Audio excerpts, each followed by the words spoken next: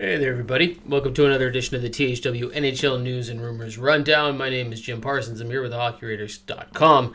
We've got tons of stuff to go through. Playoffs are well underway. There's some teams down a couple games. There's some teams up a couple games, obviously.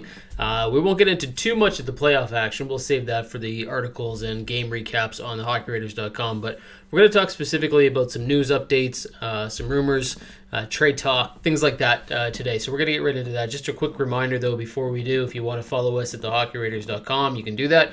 If you want to go to the Twitter page at The Hockey Raider, you can follow us there. And if you want to go to facebook.com/TheHockeyRaiders, you can follow us on Facebook. All right, getting right into the story, let's give an update first on John Tavares. The big story this week was that he was involved in a nasty collision with Corey Perry of the Montreal Canadiens in Game 1 of that series.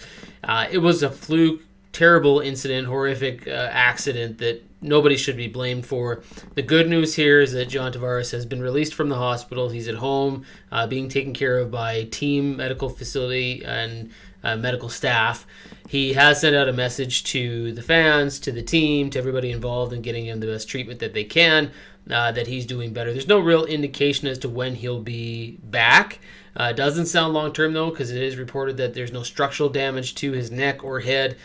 He does have a concussion. He does have a knee injury that's going to keep him out for a little while. So he certainly won't be back for the Montreal Canadiens series. Whether or not he's back for any part of the playoffs, though, we're not really sure. Obviously, that'll depend on how far Toronto goes. But we're going to watch for that one and see where that all goes. But good news is John Tavares does look to be okay, and it could have been much, much, much worse.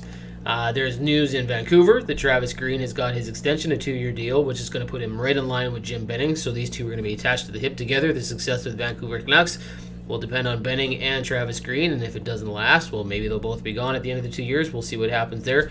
Lots of concern out of Vancouver that this deal wasn't going to get done, but it is done now. That's the good news.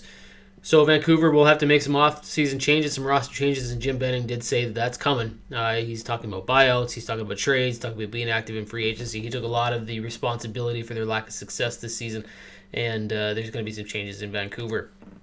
John Davidson was released by the New York Rangers, has been picked up by the Columbus Blue Jackets. Not just picked up, but he's now kind of the man in charge there. He's the president of hockey operations, but he's going to be GM Jarmo Kekalainen's boss. It wasn't going to be an issue with John Davidson getting more work. We knew that was going to be coming, and Columbus makes a lot of sense. He used to be with that organization. He was actually responsible for hiring Kekalainen in the first place. So he and Jarmo will kind of take care, and he says we're time to get back to winning. So look for some changes in Columbus as well with John Davidson. Where Jeff Gordon from the Rangers goes, we don't really know what's happening on that front. Nazem Kadri was suspended 8 games for his hit. Really dangerous hit at the head of defenseman Justin Falk of the St. Louis Blues. Repeat offender here, Nazem Kadri. There's some talk that maybe he'll try to appeal the suspension. That's not determined for sure yet. What we do know is that he's not going to be back for that series against St. Louis, and there's probably going to be speculation out of Colorado that maybe GM Joe Sakic will try to move on here from Nazem Kadri when this season is over. They don't have to protect him in an expansion draft. Maybe they'll let Seattle try to plug him off. Maybe they'll try to trade him. They got some bigger contracts they want to work out. Now, this doesn't mean Nazem Kadri is not a good player. He just has a huge history, especially in the first-round playoff series, where he just makes terrible mistakes and terrible judgment calls, and he winds up getting himself suspended all the time, which doesn't make him very reliable for the playoffs. So 8-game suspension for Kadri, and then we'll see what the long-term ramifications are of this. He's probably going to be a guy that gets talked about a lot coming out of Colorado. The Ottawa Senators have talked about Brady Tkachuk, and they're not being concerned that they should be able to get a deal done with him. Doesn't look like it's going to be short-term, long-term. We don't really know. Bridge deal, maybe, not really sure, but owner Eugene Melnick says it shouldn't be an issue getting it done.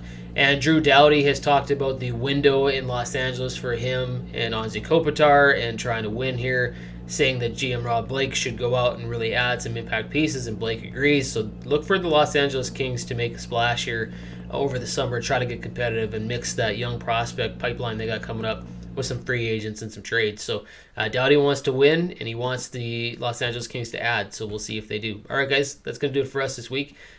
Enjoy the rest of your weekend. We'll talk to you next week. Maybe there'll be some teams eliminated. I'm cheering for the Oilers, but it looks like they're down 2-0 for the Jets, so we'll see where that one goes. We'll talk to you next week, and have a fantastic weekend.